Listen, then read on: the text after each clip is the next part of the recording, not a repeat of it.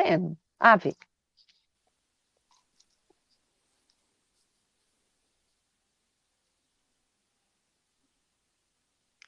Olá, pessoal! Bem-vindos ao Enigmas! Você está entrando em um programa onde o normal, Katia Gaia, é ser diferente.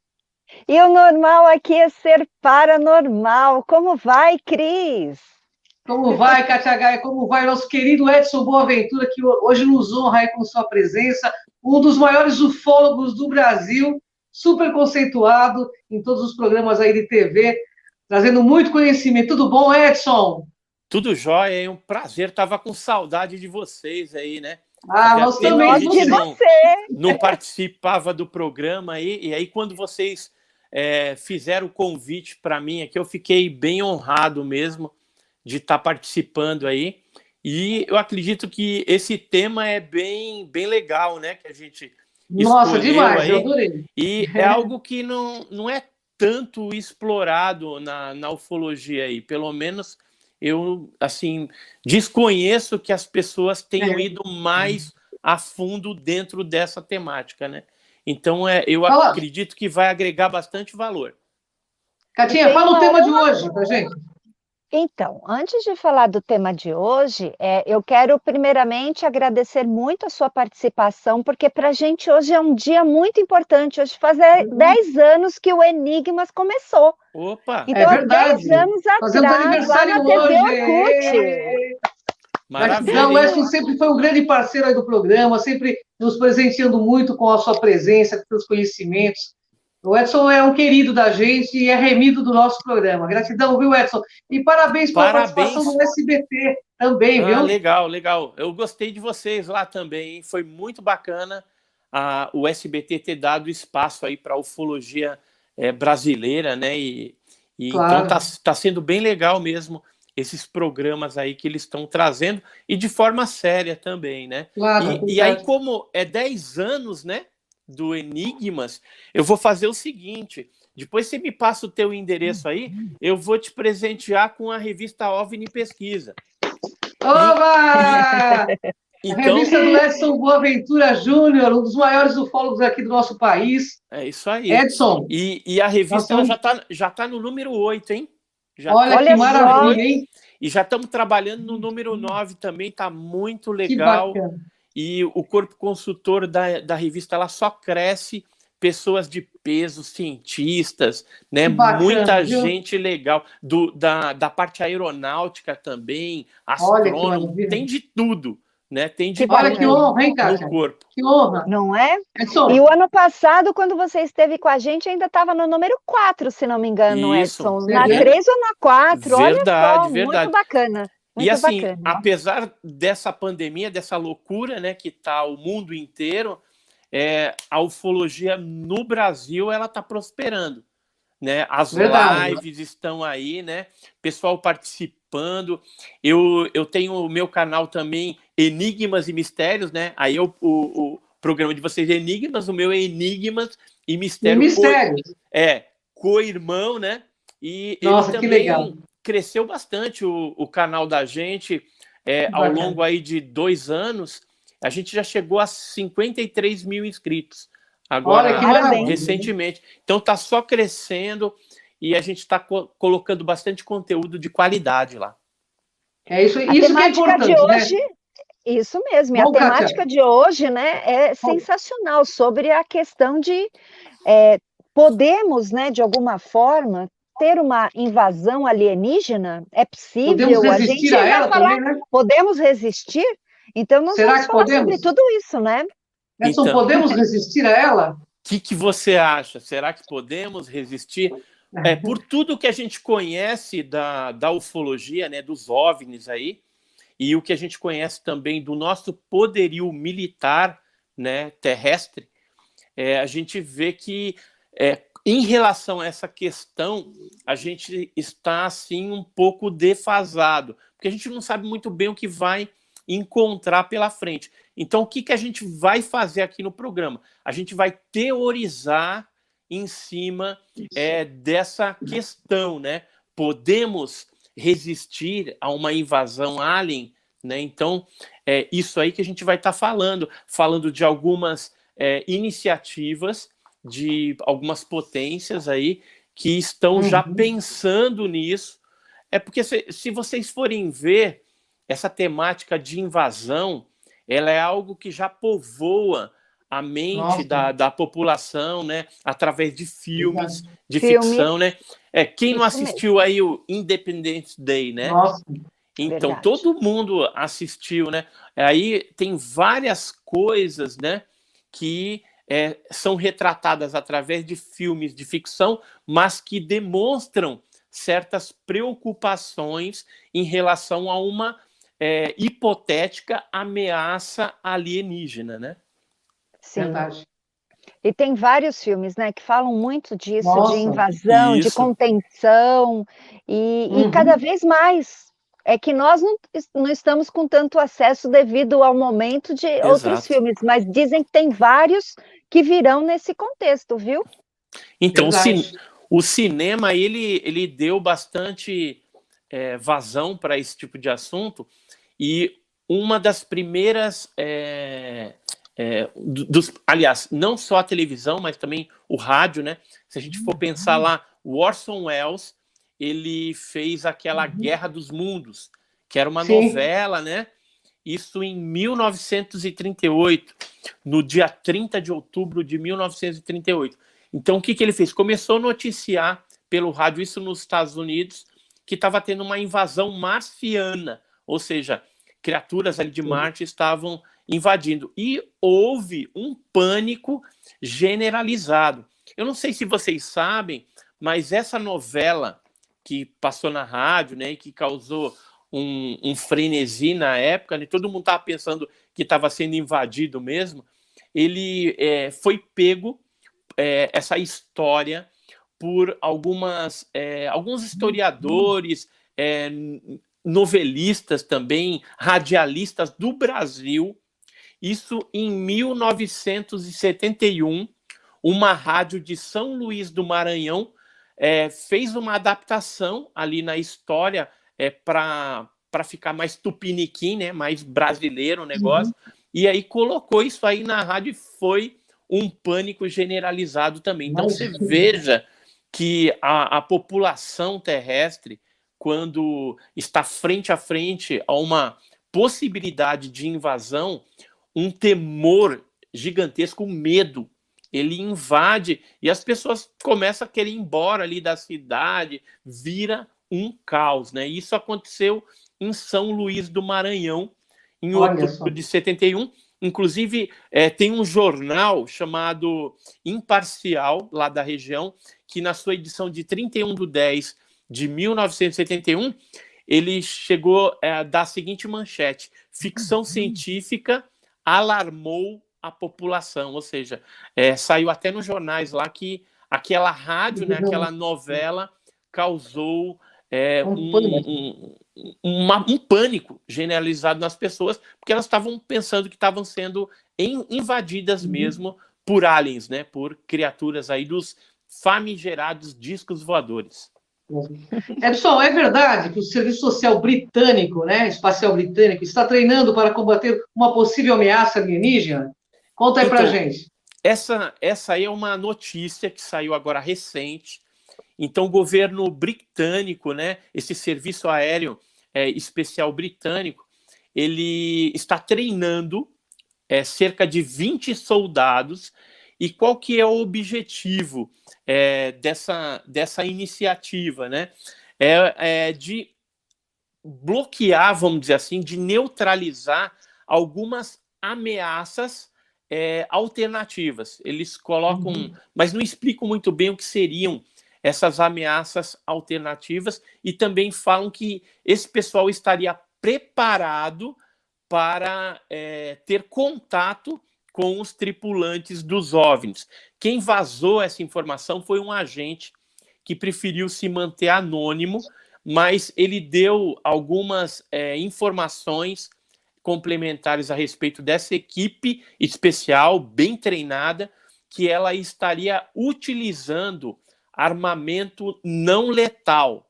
Que tipo de armamento seria esse? Uma espécie de uma espuma que é jogado no alien, né, no tripulante lá do OVNI, e ele vai solidificando aos poucos, sendo que aquela criatura, aquele ser, ele vai perdendo aí a sua mobilidade e aí pode ser capturado de alguma forma. Só que é uma arma que é não letal, porque depois eles têm uma forma ali de descongelar, vamos dizer assim, as criaturas, né? E outra coisa que esse agente falou é que esses soldados, esses 20 soldados britânicos do SAS, né, que é esse grupo especialista aí nessas coisas, ele estaria sendo treinado juntamente com a força especial americana também, a força tática ali a americana que cuida também dessas partes. Então, tanto o governo britânico como o governo americano, eles estão ali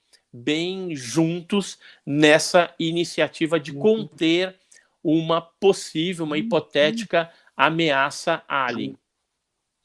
E me diz uma coisa, o que é pior do que uma invasão? Olha, pior que uma invasão, que a gente poderia colocar assim, seria uma infecção, por exemplo, por um vírus letal alienígena e desconhecido. Então, porque isso daí também não está descartado. Caso venha uma nave, alguma coisa, ou caia algum artefato, um OVNI, no mar ou numa lagoa, que de repente abastece ali de água, aquilo pode ficar contaminado e esse vírus desconhecido aí, que pode ser letal, ele de repente pode contaminar a população e aí vira uma loucura. A gente já vê aí que com essa doença que está aí no mundo, né? Esse vírus aí, que já está complicado. O sistema de saúde não tem condição de dar conta de toda essa demanda. Imagina algo alien que você não sabe como que funciona, de repente pode ser algo muito agressivo e aí dizimaria a população terrestre. Um exemplo disso por exemplo, quando Colombo chegou nas Américas, e aí a população ameríndia foi contaminada ali com várias doenças que para o europeu ele passava tranquilamente, mas aquilo foi fatal para os ameríndios, né? Dizimando uma grande parte dos indígenas ali. No Brasil também não é diferente. Quando o homem branco chegou, o português trouxe gripe, trouxe varíola, tifo, um monte de coisa que acabou dizimando várias tribos, várias etnias indígenas que a gente tinha no Brasil e que hoje não existem mais, né? Poucos grupos ali acabaram resistindo, mas hoje são em número bem menor do que na época da colonização. Então, pior que uma invasão seria uma contaminação por algum vírus desconhecido. Edson, como que a população humana deveria se portar perante uma hipotética invasão alienígena? Então, como que a gente deve se portar, né? Outro dia eu estava pensando a respeito disso. Na verdade, não tem uma receita pronta para caso de repente a gente esteja vivenciando que nem o filme lá Independence Day, vem um monte de nave, um monte de coisa. Eu sei que vai ter gente que vai pensar que aqueles seres estão vindo em paz, né? Então vou ficar lá levantando bandeirinha de paz e depois quando vê as reais intenções, se for uma intenção negativa, aí você vai correr. Então, como que a gente deveria se portar, por exemplo, como civil? Como civil, você deveria ter a sua malinha pronta de primeiros socorros, com uma provisão de alimento, de água, né? Para tentar correr para algum lugar, se é que vai dar para fazer isso. Eu acho até que daria, porque se tiver uma invasão, não vai ser tantas naves, né? Porque pensa no contingente populacional que a gente tem na Terra. É muita gente. Então, até se conter tudo isso, até eles controlarem toda essa população, vai ter um ou outro que vai virar rebelde aí, né? Corre para um lado, se toca dentro de uma caverna, alguma coisa desse tipo, enquanto que o poderio militar terrestre vai estar tentando atuar de alguma forma para neutralizar, bloquear, exterminar esse tipo de coisa, se conseguir. Né? Será que a gente tem tecnologia para isso? Né? A gente vai falar um pouquinho disso, a respeito dessas tecnologias que a gente tem hoje e se elas seriam eficazes em relação ao OVNI. Mas aí eu já queria falar para vocês, para a gente pensar, né, o que eu poderia fazer, levando em consideração que o OVNI, ele tem, em alguns casos, tem a característica de raios paralisantes, de campos de força, né, que às vezes são invisíveis, às vezes o OVNI fica invisível, tem ondas de som, onda de choque, né, sonora, que às vezes derruba até a pessoa, tem alguns casos que ocorreu esse tipo de coisa. Então, assim, tem uma série de efeitos luminosos também, que às vezes são cegantes, né? Então, aquela luz bate na vista da pessoa, a pessoa fica cega, mesmo que temporariamente, né? Mas existem uma série de efeitos causados pelo OVNI, que, de repente, será que a gente vai ter tecnologia para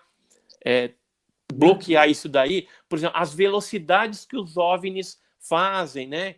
Então, será que a gente tem algum avião, alguma coisa que poderia voar nessas velocidades, mesmo que fosse um míssil, por exemplo?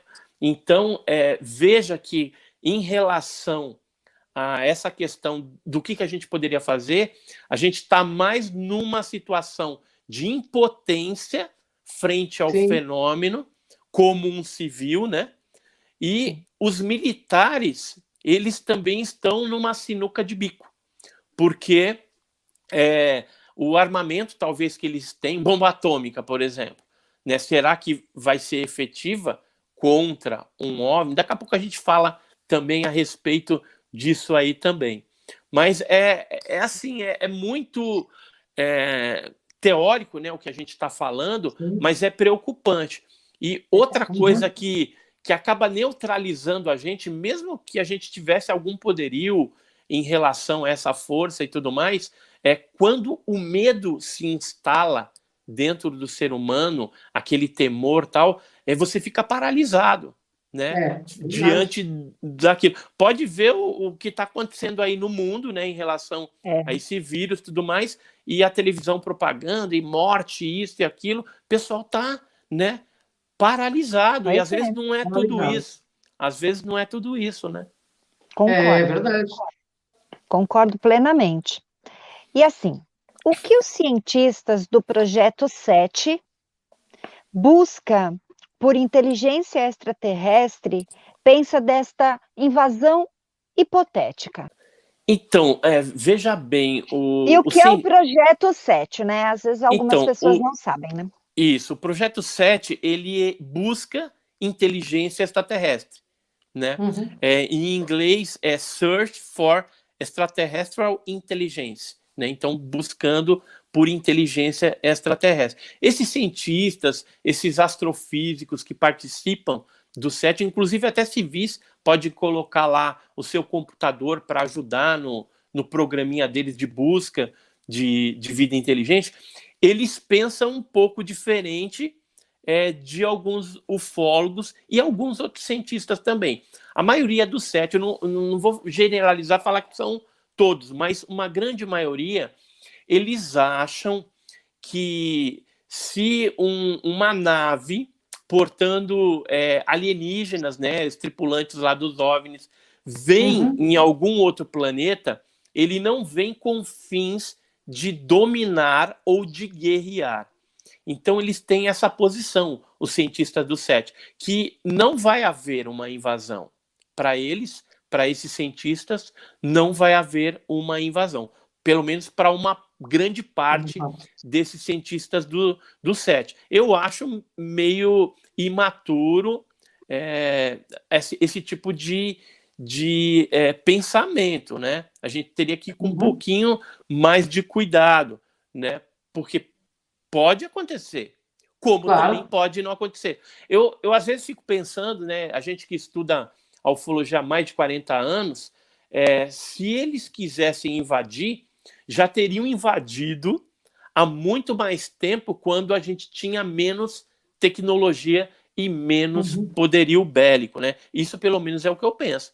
Mas não está descartado aí que possa ocorrer algum tipo de invasão no futuro, considerando que existem vários tipos de seres, né? E pode vir, de repente, alguma civilização que nunca veio aqui no planeta, e essa civilização seja, de repente, uma civilização predadora, né? E se for predadora, nós estamos lascados.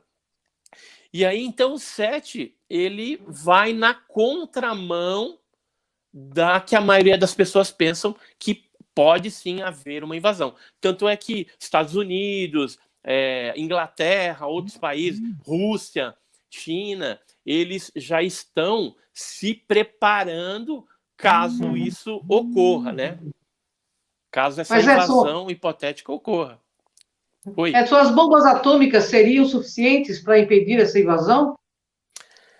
Então, o poderio que nós temos, antes da gente falar de bomba atômica, eu queria falar para vocês o seguinte: tem uma outra gama de cientistas, por exemplo, eu até marquei o nome de 2 aqui, o Travis Taylor, que é um astrônomo, e tem um químico aeroespacial chamado Bob Bowen. Esses 2 cientistas escreveram um livro chamado An Introduction to Planetary Defense, ou seja, uma introdução à defesa planetária, onde eles teorizaram contra o 7. Ou seja, eles falam, não, existe uma possível possibilidade, né, de invasão. Então, o que a gente poderia fazer? Nesse livro, ele dá praticamente um manual, né? Um manual simples, às vezes até infantil em algumas partes, mas são 5 posturas principais que a gente deveria ter. Então, no livro deles tem lá, para a gente ser mais discreto e não enviar sinais para o espaço. Isso aí já teve algumas reuniões na ONU, discutindo esse tipo de assunto, porque quando você manda um sinal da Terra para fora, você está ensinando o endereço da nossa casa. E se isso cair numa civilização que seja predadora, nós estamos lascados. Então, isso é muito preocupante, né? Isso é meio difícil de você controlar, já que você está mandando à torta e à direita aí o endereço da Terra, né? Da sua casa. Então, pode ser que venha alguma coisa aí de fora que você não sabe o que seja, e a gente está lascado. Então, eles acham que a gente não tem que fazer isso, e a gente tem que abdicar das comunicações por satélite e focar nas telecomunicações por meio de cabeamento físico, lógico ali, físico, porque aí não correria tanto risco assim. Uma outra postura que eles acham que a gente tem que ter é que a gente tem que responder à altura. Caso ocorra uma invasão, a gente tem que ir para cima dos seres e não deixar, do jeito que a gente puder, entendeu? Com o que a gente tiver. Se tiver pau e pedra na mão, vamos atacar, entendeu? Mas a gente tem que se perceber que eles são hostis, a gente já ataca primeiramente. A terceira postura que eles falam é que a gente tem que confiar e desconfiar sempre. Ou seja, pode ser que venha alguma civilização que venha prometendo a cura da AIDS, isso, aquilo, e parceria, só que por trás tenha alguma outra intenção malévola aí. Então, o que acontece? A gente tem que sempre desconfiar. E outro ponto, outra postura que eles falam, que a gente tem que ter as bombas atômicas, aí já respondendo a sua pergunta, é sempre à mão. A gente tem que ter as bombas atômicas, porque é o que a gente tem de mais potencial. Agora, com relação à bomba atômica, A gente sabe que já teve algumas instalações nucleares que foram visitadas por OVNIs, e esses OVNIs chegaram até a desarmar a bomba atômica. Existem documentos. Eu conheci o Robert Salas, né, em congressos, e ele já chegou a dar algumas palestras apresentando documentos, e, segundo ele, desde 1948, que instalações nucleares são visitadas por OVNIs, e não há um controle em cima desses objetos. E veja que você tem ali, né, bombas atômicas, né?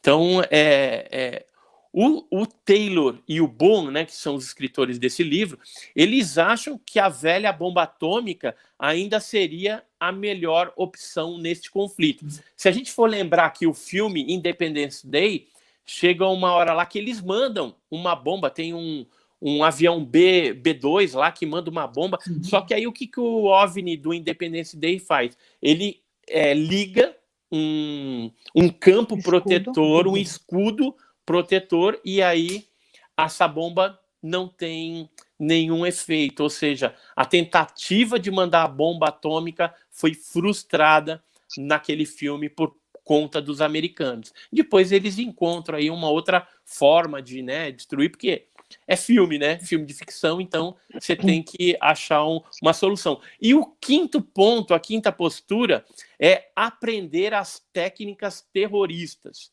Então, o que é isso? Geralmente o terrorismo, aí seria o Eles terrorismo... gostam de uma guerrinha, pelo visto, né? Isso. Então, o terrorismo seria não contra pessoas, nem instituições, nada disso, contra os tripulantes, os alienígenas. Então, como que é uma guerrilha? Como que é uma atuação terrorista? Você tem que agir rapidamente e colocar bastante gente para ser um ataque surpresa. Tá? Agora, como que a gente vai fazer isso em relação aos OVNIs, sendo que às vezes eles leem até o nosso pensamento? Verdade. Né? Eles podem captar, de repente, a tecnologia que nós temos e saber ali qual é a estratégia de guerra que a gente vai estar usando. Então, assim, a gente está mais impotente, né, em relação a essa questão do que fazer alguma coisa. Mas alguma coisa teria que ser feita em relação a essa possível invasão, segundo esses escritores aqui. Alguns pontos, né, que ele passa, que nem eu falei, são infantis, meio raso, entendeu? Eles não foram muito a fundo, porque eles não consideraram aquilo que eu falei, né? O campo de força do OVNI, o raio paralisante, todas essas, a velocidade do OVNI, né? E uma série de coisas que talvez a gente nem saiba descrever ainda, porque a gente não tem essa tecnologia, né? Verdade. E aviões, armamentos, a nossa comunicação, como que fica? Teria que ter mudança? Você acha que, de alguma forma, nós temos hoje esse arsenal todo, né, para combater esse embate? Então, com relação a aviões, mísseis, eu cheguei até a escrever sobre esse tema na revista OVNI Pesquisa, né? E a gente colocou aqui dois armamentos que a gente tem atualmente, que é o Vanguard, que ele é capaz de atingir 27 vezes a velocidade do som. Ele pode chegar aí a 33 mil quilômetros por hora, ou seja, uma velocidade bem grande, né? Então seria um armamento que os russos têm e que provavelmente a gente poderia utilizar. Agora, caso seja uma invasão mundial, as potências têm que se unir, porque se cada um for querer agir ET para isoladamente... cada um, né? Porque eles podem querer o ET para eles, né? É poder. Mas se for uma invasão mundial... Mas, né? Mas se for uma invasão mundial, a gente precisa se unir para ser mais forte nesse momento. E esquecer todas as diferenças, né? Que senão não vai rolar. E aí os russos, eles têm isso. Esse Vanguard, né? Que saiu, inclusive, no Olhar Digital, né? A fonte dessa informação, Olhar Digital, e ele chega a 33 mil quilômetros por hora. Tem os caças MiG-31 também, que os mísseis atirados dele pode chegar a 14.800 km por hora. Agora, se a gente for pensar na noite oficial dos OVNIs, o capitão Viriato, ele chegou a perseguir lá alguns OVNIs e tal, e ele chegou a falar que num determinado momento, um daqueles OVNIs, ele acelerou para 15.000, ou seja, para Mach 15, ou seja, que é uma velocidade muito alta, né? Então é algo que agora a gente tem esse equipamento russo, eles inclusive estão na ponta, né? Porque a gente não sabe se americano tem alguma coisa que voe a 33.000 km por hora, mas hoje a gente tem essa tecnologia. Mas em 1986 a gente não tinha isso, e os OVNIs já imprimiam aí uma velocidade fantástica, né? Bem, Edson, o papo está muito gostoso, né, Kátia? Mas, infelizmente, a gente está no finalzinho do programa Enigmas. Uhum. Esse programa também vai passar em algumas TVs online aí que nós estamos acertando. Então, Edson, fica um convite para um próximo programa. A Kátia entra em contato. Você tem muita informação e gratidão por estar com a gente tanto tempo, trazendo tanto conhecimento, esclarecendo as massas, que o momento é muito importante e gratidão. Gratidão, Kátia Gaia. Edson, o seu canal é Enigmas e Mistérios. Enigmas e Mistérios, exatamente. É esse aqui, ó. Enigmas e Mistérios. E o telefone do Edson Boaventura, para quem quiser chamar ele para entrevista, você pode passar, Edson? O 11, né, o DDD, 984246925. Vou falar de novo. 11 é o DDD, 984246925. Então, só concluindo, a invasão, a gente consegue resistir? Eu acredito que não, porque a gente não tem tecnologia para fazer frente a esses objetos, pelo menos na atualidade, né? O que a gente tem de mais moderno é insuficiente para nós fazermos frente a esse fenômeno. De repente, pode ter alguma criatividade, alguma coisa na hora que isso acontecer, e de repente a gente vencer os aliens, né? Mas só o tempo dirá. E outra coisa, quem quiser saber mais, tem uma matéria na revista OVNI Pesquisa. Entra lá, www.ovnipesquisa.com.br, e adquira a sua edição e conheça um pouquinho mais a respeito desse assunto interessante aí. Gratidão, Edson. Kátia entra em contato para um novo programa, porque o Edson tem muita coisa para falar, muita coisa para falar. Gratidão, Edson, gratidão, Kátia. Gratidão também. Vamos estar com vocês. Até o próximo Enigmas, pessoal.